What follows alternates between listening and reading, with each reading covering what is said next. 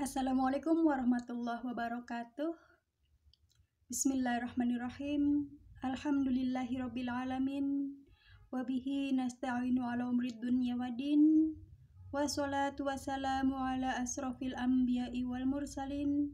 Wa ala sayyidina wa maulana wa habibina Muhammadin wa ala alihi wa sahbihi ajma'in.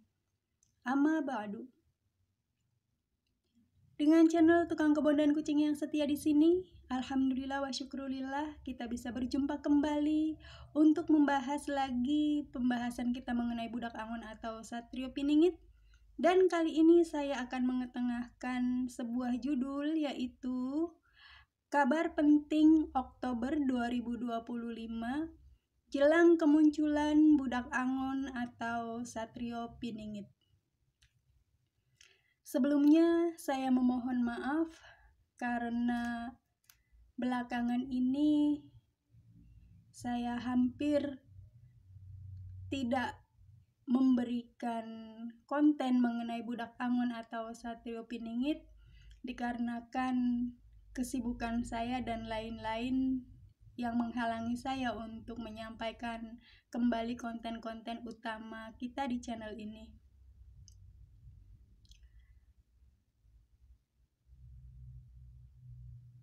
Padahal sesungguhnya saya ada beberapa berita yang ingin saya sampaikan semenjak bulan Agustus kemarin tentang hal-hal yang akan terjadi yang kemudian memuncak di bulan Oktober dan akan meminta jalan keluar di bulan-bulan berikutnya.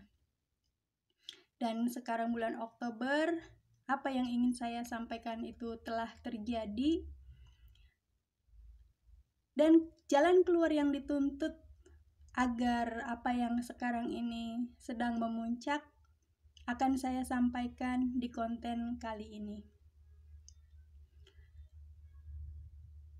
Leluhur kita di dalam serat dan jangka yang beliau-beliau tinggalkan mengabarkan kepada kita tentang suatu masa di zaman akan munculnya sang budak angon atau Satrio Piningit ke hadapan kita semua, lalu akan menjadi pemimpin kita, yaitu apa yang disampaikan oleh beliau Prabu Jayabaya dan juga oleh beliau Prabu Siliwangi.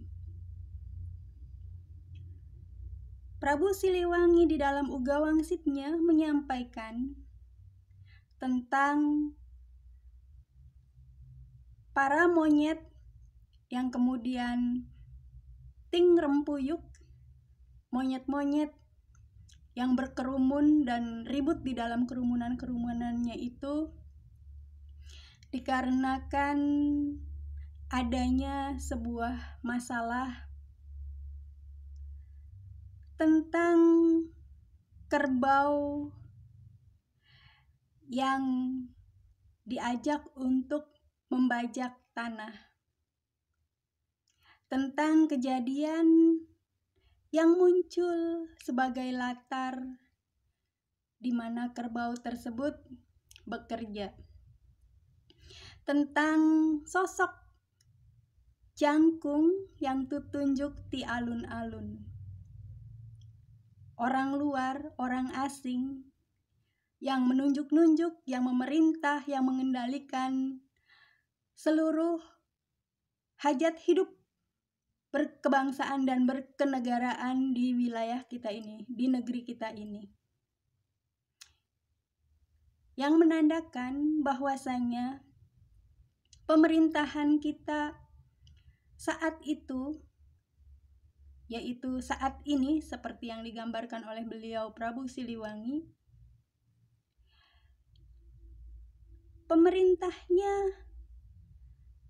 hanya dijadikan alat untuk kepentingan pihak-pihak lain, terutama adalah pihak asing yang tidak ada sangkut pautnya sama sekali dengan warga negara Indonesia. Artinya Pihak asing ini mengendalikan pemerintahan bangsa kita untuk kepentingan pribadinya dan kelompoknya.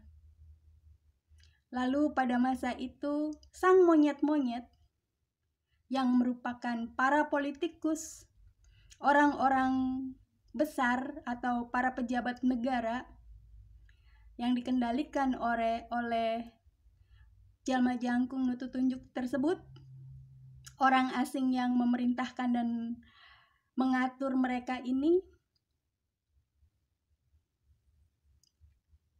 kelabakan karena timbul kesadaran warga negara Indonesia tentang apa yang sedang berlaku, bahwasanya mereka para monyet ini hanyalah menjadi para pelaku oknum yang secara halus sebenarnya menjual dan menggadaikan negara. Tidak hanya tanahnya, airnya, kekayaan alamnya, bahkan manusia dan sumber daya manusianya. Dalam bentuk apa manusia-manusia rakyat Indonesia ini digadaikan dan diperjualbelikan? Contohnya adalah dengan adanya kasus-kasus jual beli organ tubuh manusia. Timbullah kesadaran bangsa kita tentang apa yang sedang terjadi. Lalu, apa reaksi yang akan terjadi? Beliau, Prabu Jayabaya, di dalam salah satu seratnya menyampaikan, kelak akan terjadi sebuah peristiwa ayam tarung sekandang. Ayam sesama ayam yang bertarung, bertengkar, berseteru, bergulat sekandang dengan sesamanya di dalam negaranya. Itulah jawaban dan itulah tuntutan yang akan terjadi dari apa yang sedang memuncak saat ini. Tidak perlu saya jelaskan lagi, insya Allah sahabat semua pasti paham apa yang saya maksud. Dan peristiwa itu, peristiwa monyet ting rempuyuk, ayam tarung sekandang, akan terjadi dalam masa paling lama adalah bulan Desember 2025 ini. Di masa-masa itu kembali akan terjadi unjuk rasa besar-besaran, dan pada masa unjuk rasa besar-besaran itulah ayam tarung sekandang semakin mengganas pertarungannya. Jika sebelum-sebelumnya pertarungan hanya adu mulut, hanya bertikai, bertengkar, saling caci, saling maki, saling tuduh, saling membenarkan diri sendiri, menyalahkan pihak lain. Tetapi pada masa puncak, sebagai permintaan jalan keluar dari yang saat ini sedang terjadi, pertarungan itu tidak hanya tentang adu mulut, tetapi juga adu fisik. Pertaruhannya tidak hanya mental dan emosional, tetapi juga jiwa dan nyawa serta badan yang mungkin akan cedera. Sahabat, kurang lebih itulah yang akan terjadi di negeri ini menjelang munculnya Budak Angon atau Satrio Piningit. Lalu mungkin sahabat ada yang bertanya,